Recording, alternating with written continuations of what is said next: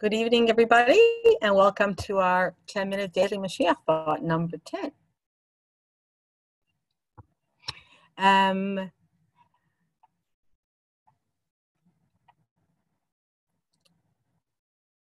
So once again, welcome to our 10-minute daily Mashiach thought number 10, Le'ili Nishmas, my grandmother, Gutabas Peretz. So we've been talking about the Rambam and how the views of the Rambam of Mashiach are slightly different to the views of the Ramban and how we see it in Chassidus.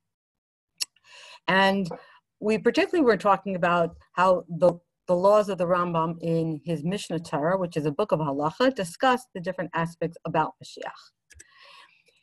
In chapter 11 of Mishna Torah, the Rambam describes Mashiach himself, what kind of traits Mashiach will have, what kind of actions he will do, and the order of his revelation, how that will happen.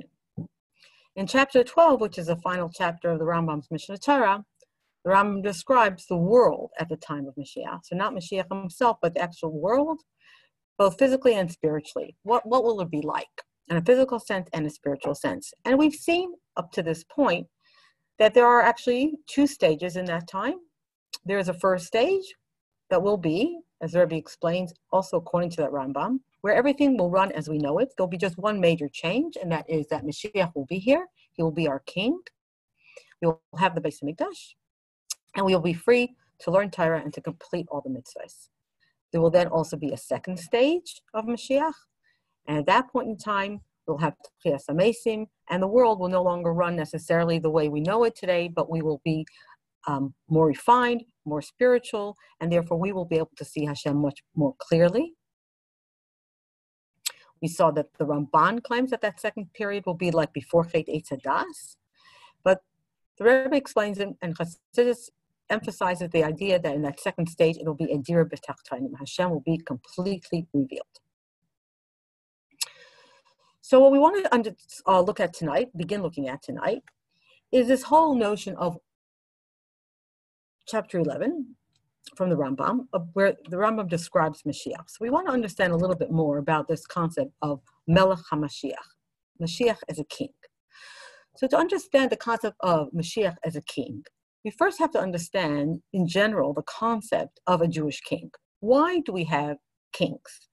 And we know that having a king, Minoi Melech, appointing a king, was one of the mitzvahs that had to be fulfilled when they entered Eretz Yisrael. It was one of the first mitzvahs that they had to do when they entered the land of Israel. Why did we have to have a king? Why was that one of the mitzvahs?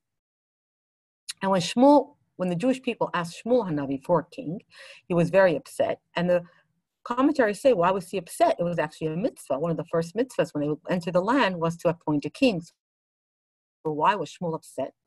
The reason he was upset was in the way they asked for a king. When they came to Shmuel Hanavi and they said, please appoint for us a king because we want to be like the other nations.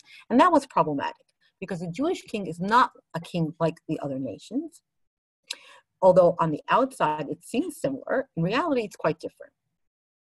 So what's similar about a Jewish king to kings of other nations? That's the idea, first of all, that there's this physical aspect of running a kingdom. When you run a kingdom, you have to have laws, you have to have decrees, you have to have all the political things, you have to take them to war, fight the enemies, protect your country, raise money, taxes. That's all the physical aspects of running a kingdom. And in that way, perhaps you could say that a Jewish king was similar to any king that rules over a country. But there's a second aspect of a Jewish king, and that's leading the nation, taking care of the nation. And this comes from a soul connection of the king to the people. What do I mean by soul connection? We'll talk more about that next week. But a king, a proper king, is someone who the people crown. In other words, they want and desire him to be their king.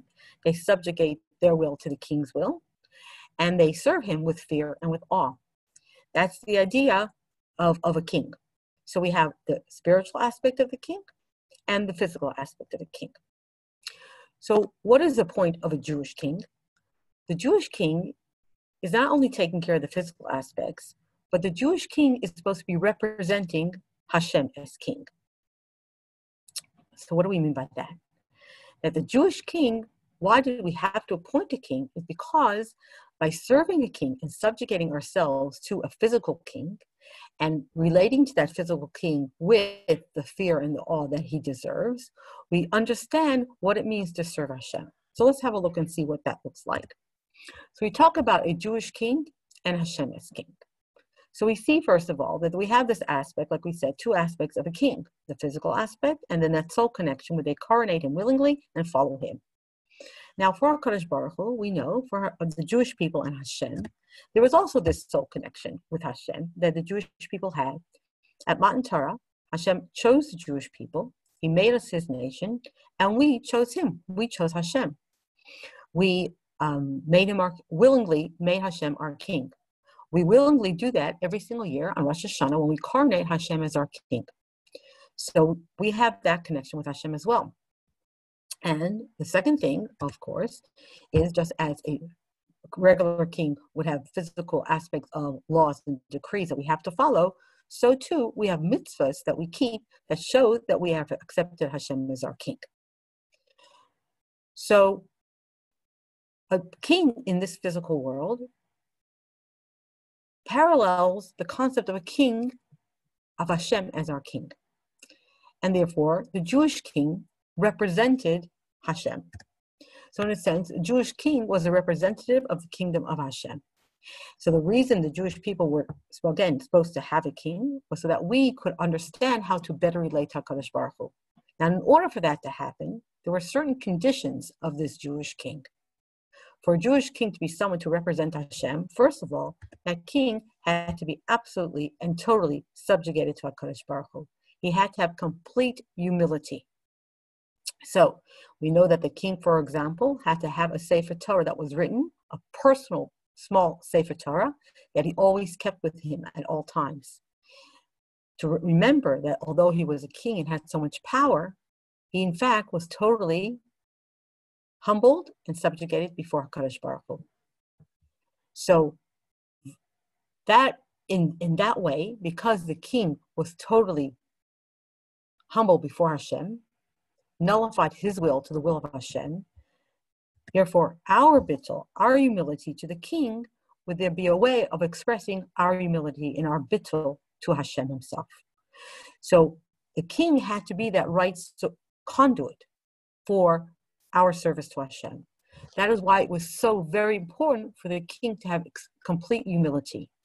What we find with Shaul HaMelech, for example, the first king, that he was described as Meshechmo v'mayla l'mala mikol am. He had a very lofty soul. He wasn't only physically tall, but spiritually on top of all the people. Why did he lose the kingdom? Why was the kingdom torn from Shaul HaMelech and given to David HaMelech?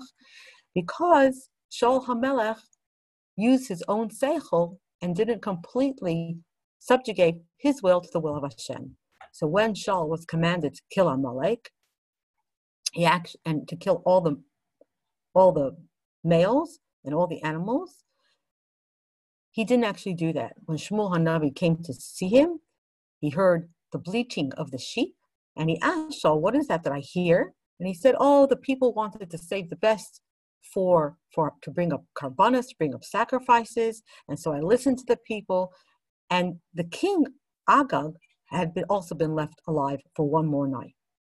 Shmuel HaNavi then told Shaul, "Because you did not listen completely to Hashem, you took in your own seichel, you can no longer be the king. Hashem has torn this kingdom away from you and is going to give it to someone who is better than you." And what we found with David HaMelech was that over the time, whenever the prophet, the Navi, would come to David to tell him or admonish him for something he did wrong, David would be the first to say, "I sinned, you're right." He had total and absolute humility before HaKadosh Baruch Hu, before Hashem.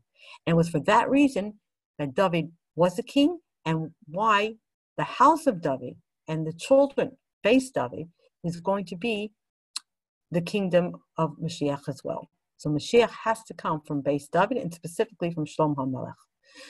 So what we see then is this Jewish king is representing the kingdom of Hashem. So Melech HaMashiach, the idea of having a Mashiach, again, a Jewish king over us, is an aspect of having Malchus Hashem once more. The king also one of the king's jobs was, a Jewish king, was to enforce the keeping of the mitzvahs. As a representative of Hashem, of Malchus Hashem, the kingdom of Hashem over the Jewish people,